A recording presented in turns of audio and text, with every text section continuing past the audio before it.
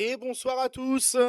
Et bonsoir, ce soir, c'est Cocori Rock. On est super content de vous retrouver. Moi, c'est Monsieur Seb qui va ouvrir cette nouvelle émission, toujours avec la même envie, l'envie de partager du rock, du métal et notre passion qui nous rassemble tous ici. Ben, à mes côtés, comme d'habitude, mon co-animateur qui assure la régie technique aussi. Et ce soir, vous allez voir, c'était peut-être pas facile. En tout cas, il aura toujours son regard affûté sur la musique et sa maîtrise du son et puis de toutes ces machines. En fait, il est là avec toutes ses capacités et il est là pour votre plus grand plaisir. Et sur le chat et les réseaux, on a aussi Stellarscon qui est là pour faire battre le cœur de la communauté et surtout pour nous relayer vos messages, vos réactions et maintenir ce lien entre vous et nous et aussi pour vous partager les infos sur les groupes qu'on reçoit. Et puis, bien sûr, une petite intro élogieuse aussi pour vous, les fidèles viewers, les habitués du chat, et aussi ceux qui nous découvrent ce soir, qui découvrent l'univers de Cocori Rock. Et puis installez-vous confortablement, ouvrez vos oreilles. Par Cocori Rock, ça peut commencer, et ça va commencer comme toujours par le sommaire d'Artifex. Et donc bonsoir à tous. Je rajouterai même édition doublement spéciale. Parce que donc, comme vous avez pu voir sur les réseaux, donc c'est une soirée édition spéciale NRV Promotion, mais c'est aussi l'édition spéciale de nos 3 ans. Joyeux anniversaire, je vous ferai fi du Patrick Sébastien qui passe évidemment, mais voilà, c'est notre anniversaire de nos 3 ans. 3 ans que un mercredi sur deux, on est là pour vous faire découvrir les beautés de notre scène musicale française, qu'elle soit rock ou métal. Donc, euh, donc voilà, je voulais faire le petit clin d'œil à notre anniversaire de nos 3 ans. Donc ce soir, qu'est-ce qui va se passer? Bah, plein de choses cool.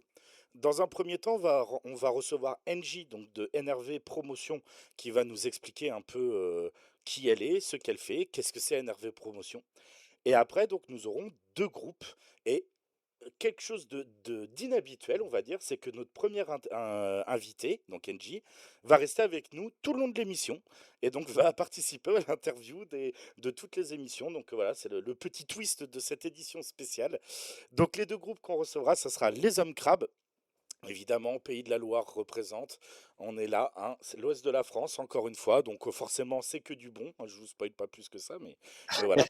Et malgré le fait qu'ils ne viennent pas de l'ouest de la France, on va recevoir Ed Kiss, qui est pas mal aussi quand même. Voilà, c'est bon. Voilà, il y a une différence géographique qui fait que c'est moins bien forcément, mais c'est quand même très bien quand même.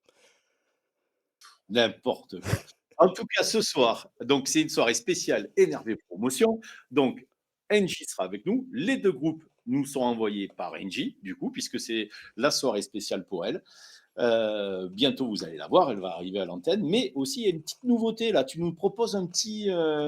On peut en Oui, parler dès maintenant. La petite bah, nouveauté que tu on nous peut en proposes. parler dès maintenant, parce que donc vous savez que Monsieur Seb, il parle tout le temps et que j'ai du mal à caler deux mots pendant les interviews. Je suis obligé un peu de me battre. Donc là, du coup, j'ai décidé que la chronique, elle serait ma chronique, enfin mon analyse musicale serait plus structurée et surtout arrive cette semaine, et donc certainement pour les autres semaines à venir aussi, un nouveau concept qui est la cocorinote. Qu'est-ce que c'est la cocorinote? Eh ben, c'est tout simplement une note que j'essaye de mettre de manière la plus objective possible. Je mets de côté mes goûts, quoi. Je fais vraiment une vraie analyse musicale. Et donc, je propose une note. Alors, à la base, je voulais faire une note sur 74,88. Mais techniquement, pour le rendu visuel, c'était super chiant à faire. Donc du coup, j'ai décidé que pour une fois, Cocori Rock rentrerait dans la norme. Et donc, je ferai une note sur 100 parce que c'est facile de mettre, c'est plus rigolo de mettre des notes. Vous verrez, il n'y a pas de notes rondes. Et à la base, je voulais même mettre du coup des virgules, mais pareil, en termes d'affichage, c'était trop compliqué. Donc vous aurez une note sur 100. Je noterai que les groupes qu'on reçoit qui auront sorti un album ou un EP. C'est-à-dire que les groupes qu'on peut recevoir, ça arrive, hein, qui ont juste un single en préparation de la sortie d'album, je ne vais pas noter un titre. Ce que je note, c'est vraiment l'album dans sa globalité. Tu te rabaisses pas à noter qu'un seul titre, quoi. Bah, c'est pas représentatif. Ouais, Je veux dire, voilà, moi, c'est l'intérêt, c'est de pouvoir noter l'ensemble du travail de l'artiste, pas juste un titre, parce que bah, que ça soit pour Homme Crab ou pour les Hommes Crab ou pour Red Keys, bah, il y a des morceaux qui seraient à 100% et d'autres qui seraient à 50-40. Donc, euh, donc voilà, je préfère faire une note de global, parce que vous savez que j'aime bien le premier terme qui sera dit ce soir, la cohérence. Et donc, du coup, ben, tu ne peux pas noter un morceau, la cohérence sur un seul morceau. C'est la globalité. tant que c'est cohérent. Tant que c'est cohérent, moi j'aime bien. Sur ce, est-ce qu'on commencerait notre petite épopée du soir avec en accueillant NJ, je te Bah propose. oui, c'est génial parce que c'est la première fois qu'on va faire ça et puis Mm. finalement c'est le même format mais un peu différent. Une émission un peu spéciale. Ben, on va parler musique, mais aussi avec ceux qui bossent dans l'ombre. Et donc, ben, je te propose, pas d'intro, hein. On accueille directement NJ de NRV Promotion qui est là avec nous et qui de ce coup va être là avec vraiment nous. Et bonsoir. Hello! Salut NJ, on est super content de te recevoir dans l'émission. Ça fait des années qu'on travaille ensemble, du coup. Et ce soir, ben, on va te proposer déjà de te présenter. Et puis après, on va te poser quelques questions, comme on fait d'habitude avec les groupes. Ok, ça roule. Bah, merci beaucoup de m'inviter déjà. Du coup, pour ceux qui ne me connaissent pas, moi c'est NJ, je suis manageuse et attachée de presse pour des groupes de rock, de métal, de musique alternative de manière générale. Donc je fais ça sous le nom de ma structure NRV Promotion depuis 7 ans. Et l'objectif principal, c'est d'aider les groupes dans leur développement de carrière. Donc au travers des relations presse, du management pour certains, ou du consulting, du conseil en communication, ce genre de choses, voilà. Ben, justement, quand on dit attaché de presse, promo musicale, concrètement, c'est quoi ton quotidien? Alors le but de l'attaché de presse, c'est de faire la promo des nouveautés ou de la tournée des fois des groupes. Donc en fait, dès qu'il y a un album qui sort, un single ou qu'il y a une date clé, nous le but c'est d'aller la promouvoir auprès des médias et du coup de cibler les médias qui vont être intéressés par ça. Donc évidemment là on est sur une esthétique rock et métal, donc forcément on est sur la presse spécialisée rock. Et quand même, on a de la chance assez large en France entre la presse papier, les webzines, les nombreuses radios locales qui ont des émissions spécialisées. Donc voilà, le but, c'est vraiment de faire rayonner les groupes dans les médias. Et te consacrer au rock et au métal, c'est un hasard ou une évidence? Non, bah, moi, j'ai toujours écouté ça, donc c'était une évidence, quoi. Mais du coup, alors pourquoi avoir créé Énervé Promotion à la base il y a 7 ans? Mais moi, à la base, pendant mes études, en gros, j'ai bossé pour une asso où on faisait de l'organisation de concerts, et cetera. Et puis, j'ai vu qu'il y avait un vrai besoin des groupes d'accompagnement, de développement de carrière, et cetera. Et au fil de mes expériences professionnelles, je me suis vraiment spécialisée bah, davantage dans la promotion, dans la communication. Et du coup, ce projet-là est venu à la fin de mon BTS. Et moi, n'étant pas très conforme à la hiérarchie et tout ce qui est culture d'entreprise, j'ai décidé de lancer ma structure à moi, quoi. Et aussi pour avoir le luxe juste de choisir les projets sur lesquels je travaille, parce que c'est pas la même chose de travailler sur des projets qu'on choisit pas et de pouvoir choisir vraiment les projets sur lesquels on bosse. Enfin, c'est quand même important d'avoir une vraie motivation derrière, parce que la réalité, c'est que la promo, c'est vraiment beaucoup de veille, beaucoup de réseautage et beaucoup de mails, de téléphone, etc. Donc, des fois, si on ne va pas dans les concerts, dans les événements, etc., on se retrouve vite derrière l'ordi toute la journée, quoi. Donc, c'est important de pas perdre de vue l'objectif. Et donc, concrètement, quand tu vas travailler avec un groupe, euh, à, à quel moment tu dis là, ce groupe il est prêt à bosser avec une promo, à se lancer? Est-ce qu'il y a un moment où d'abord tu orientes les groupes avant qu'ils soient réellement prêts à passer en promo? En vrai, dès un premier EP ou dès un premier album, ça peut être intéressant parce que le but de la promo, c'est qu'on fait un travail vraiment sur le long terme. Donc le but, c'est d'essayer de faire connaître le groupe aux médias, petit à petit, et forcément, c'est pas dès le premier album qu'on va pouvoir avoir des énormes médias qui vont parler des groupes. Donc c'est vraiment un travail sur le long terme et plus on commence tôt, évidemment, plus on aura de résultats sur le long terme. Donc il n'y a pas vraiment comment dire, des moments où c'est trop tôt forcément pour commencer la promo. Par contre, ce qui est important quand même, c'est d'essayer au moins au minima d'avoir une petite tournée pour faire aussi la promo de l'album, parce que voilà, aujourd'hui la promo, ça va être un moyen de crédibiliser les projets, qui va aussi aider à trouver des dates, etc. Mais la tournée reste encore le moyen principal de se faire connaître sur la scène rock, quoi. Donc voilà, c'est important de à la fois effectivement faire de la promo, mais surtout qu'il puisse y avoir aussi des répercussions live, quoi. Ok, alors là, il y a Monsieur Pio qui te dit bonjour, bonjour MJ, et Stellarscon qui a partagé les liens pour aller retrouver NRV Promotion, et notamment le site web. Et en parcourant le site web, on voit que tu parles beaucoup d'accompagnement personnalisé, de tarifs accessibles. C'est un choix militant pour toi de pouvoir d'avoir des offres accessibles et différentes à tous les groupes? Bah, alors déjà, l'inflation ayant beaucoup, changé les choses, ce qui était accessible, avant est de plus en plus difficile aujourd'hui.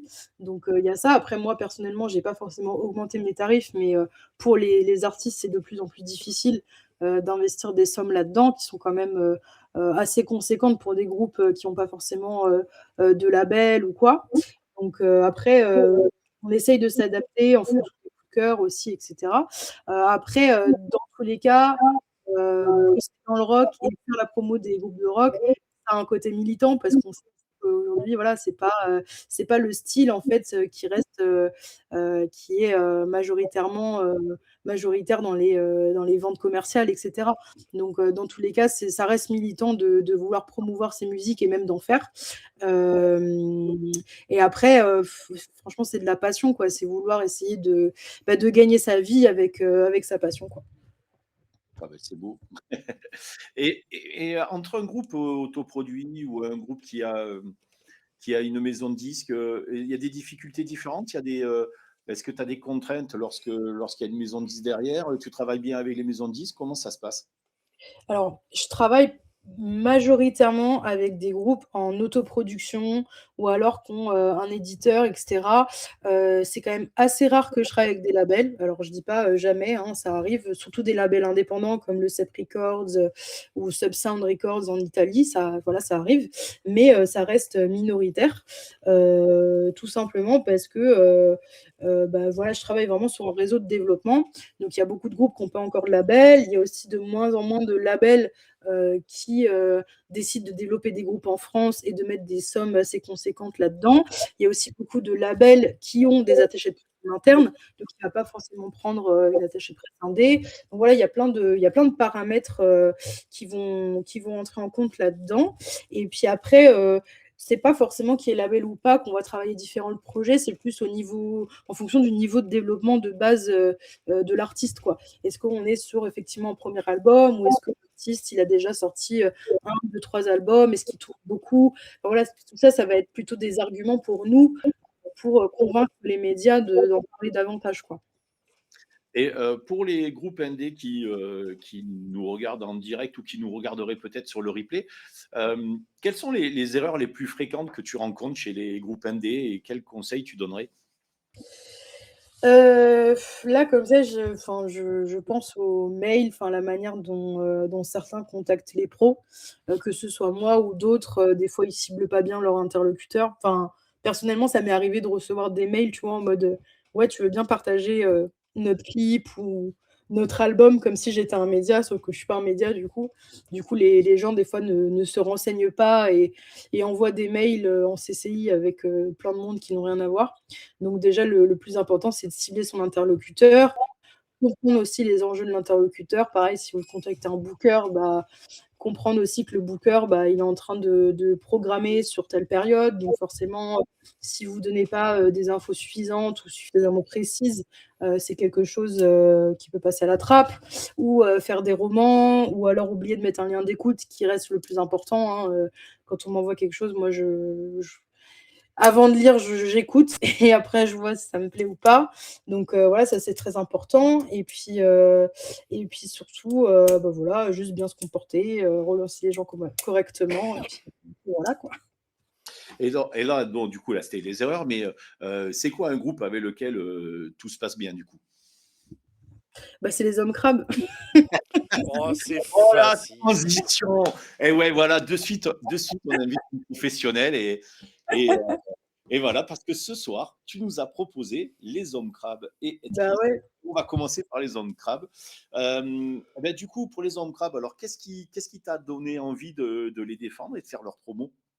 Et en fait, on s'est rencontrés avec Alex, sur le Réanimateur Festival et pour une fois, j'avais un peu de temps, pour discuter et tout donc dans un premier temps, on a juste, sympathisé comme ça et puis après du coup, on a discuté un peu de ce qu'on faisait, respectivement et puis du coup, après, il m'a envoyé le lien d'écoute et après, bah, j'ai grave kiffé l'album et du coup, on a bossé ensemble. Voilà. Et est-ce qu'ils ont compris, eux, le travail de promo et les erreurs qu'il fallait pas faire? Je pense, oui. Non, ça a été très fluide, dès le début, donc c'est cool. Ils sont à l'écoute des conseils qu'on leur donne aussi, c'est ça qui est important aussi, c'est de pouvoir être à l'écoute, bah, des acteurs extérieurs aussi au projet et de pouvoir, évoluer ensemble. En tout cas, toi, tu cibles bien puisque tu m'as quand même envoyé pas mal de super groupes dont beaucoup sont passés sur la chaîne Cocori Rock. Et ce soir, ben, on va se consacrer aux hommes crabes. Artifex, est-ce qu'on peut faire venir les hommes crabes ou est-ce que tu as des questions à poser à Engie d'abord sur la partie professionnelle, sur son métier? Bah non, parce que encore une fois, tu as monopolisé la parole tout le long, donc tu as tout dit et Mais pas arrête, grand-chose à rajouter. arrête de faire ta pleureuse. Toi, tu es là pour l'analyse musicale. Alors, Et du coup, voilà. là, Eh, on est un peu coincé sur l'analyse. À part s'il veut nous chanter une petite chanson et que t'en parles après, mais Non, mais allez, on va accueillir du coup. Est-ce que vous êtes prêts, les hommes crabes? Eh ben, ils sont tous prêts. Du coup, ben, je vous propose d'accueillir les hommes crabes.